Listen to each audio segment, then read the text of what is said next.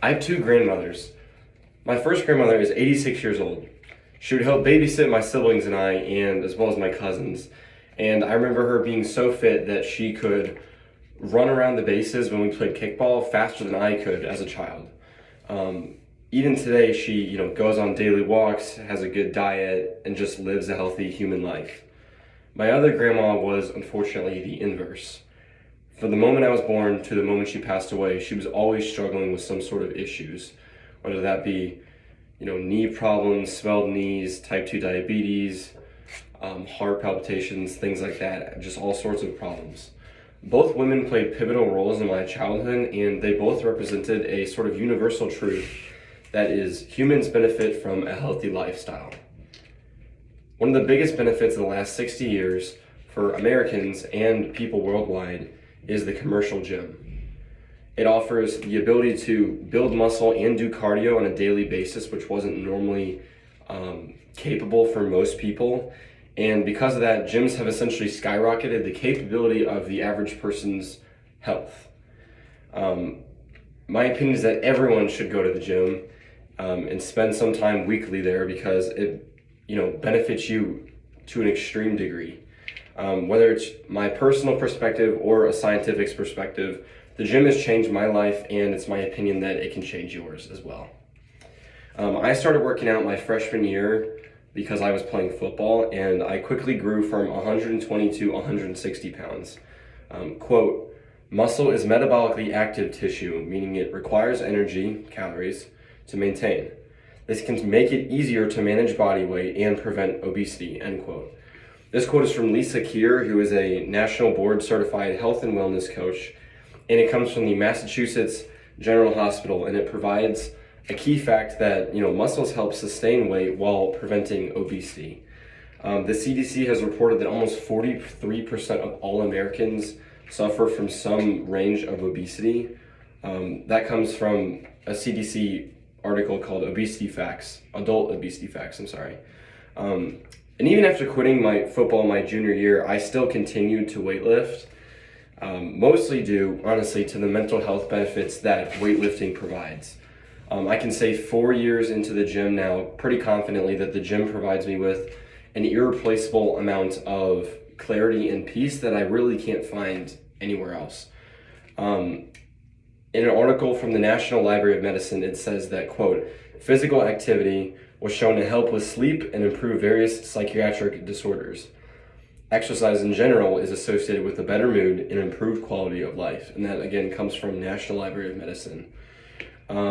I have seen this play out within myself to the point where I have had times where I will literally go to the gym just to go to the gym, or I will go to the gym because it's a place where I can really work on me and work on myself.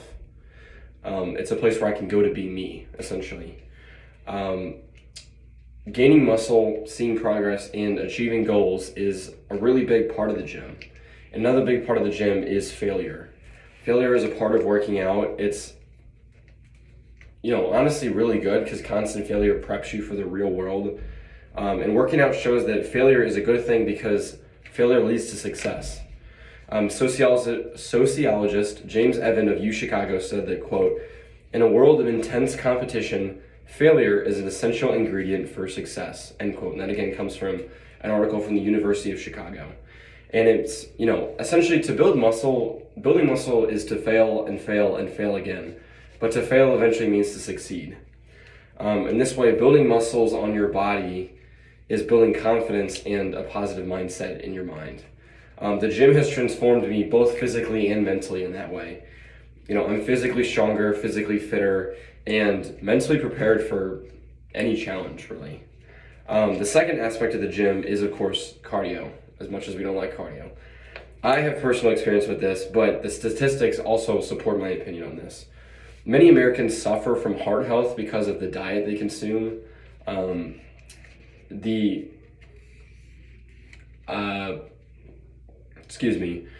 diet that Americans consume is nicknamed the SAD diet, Sad American Diet. And, in a different article from National Library of Medicine, it stated that, quote, several recent studies have shown that sustained physical activity is associated with decreased markers of inflammation improved metabolic health, decreased risk of heart failure, and improved overall survival, end quote. Essentially, that's just telling you that, cardio helps someone's heart. And it not only does that, but also improves the longevity of one's life despite the diet that they're eating. Because oftentimes you can do a lot of cardio, but you can't eat well. And so cardio just helps to kind of balance that out, as opposed to not eating good and not being active. Not doing simple cardio like walking or running is really just leaving, gains and just leaving things on the table, because cardio is really, really easy. It's not necessarily, it's easy in the fact that you can just do a lot of walking anytime you want. From a personal perspective, I started running as a result of track and cross country in high school, and I just started running daily as a result of that. With the combo of weightlifting and track and cross country, that senior year was probably the most fit I've ever been during my entire life. It's really hard to track organs, like individual organs, health without tests, but I knew my heart was really healthy in high school because I had a resting BPM of roughly around 40 to 50, which is actually insanely low. An unhealthy heart, while often deadly, is also chronically difficult. Quote, shortness of breath, chest pain, racing heartbeat, etc. End quote. These are symptoms that come from Mayo Clinic Education Research Center, and they kind of just, are things that you want to avoid. And a healthy heart is an easier life, and doing cardio helps have a healthier heart. Earlier I brought up the contrast of my two grandmothers, and although that served as an introduction, it also highlighted the reality of health, which is that it matters, and a healthy life is grounded in actions such as going to the gym and doing cardio.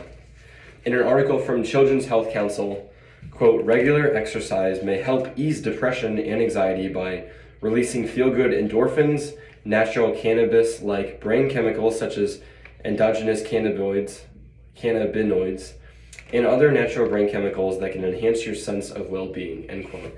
And that comes again from an article from the Children's Health Council. Cardio physically keeps you fit, but it also biologically keeps you calm, as weird as that may sound, because I know people normally think of cardio as I'm running, I'm out of breath, I'm tired, I'm exhausted, whatever. But really, if you do it enough, it keeps you very calm mentally. A common prescription for depression patients is walking, because it helps to keep someone calm. I can attest to this personally. Runner's high may be a thing, and I have definitely experienced that, but runner's calmness is a way more realistic term. I remember I was broken up with before my senior year of high school, before my cross-country season, and I remember not looking forward to literally anything except for waking up and going on that morning run, because that morning run cleared my mind, it focused my day, and it really just set my day off on the right path. Cardio is also a great motivational booster because most people refuse to do it. I know I said it was easy as far as like just getting out and walking easy, but when it comes to doing things like the Stairmaster, bike rides, running, things like that, cardio is not easy, but it is simple. In 2015, Disney came out with McFarland USA, which is a movie that looked into the 1987 state-winning cross-country team from California, and it provided a pretty good insight about health. According to Athletic Net, Thomas Velez of McFarland High School ran about a 15:47 5K, and running that in 3 miles in 15 minutes is almost impossible to do without the correct diet and training, and it's kind of a testament to what the human heart can do. All of this is to say that everyone should be going to the gym. They should be building muscle through it. They should be doing cardio with it, and those two things really lead to a healthy lifestyle, and it leads to a happy life. I'm Henry Wood, and I thank you for listening to my speech.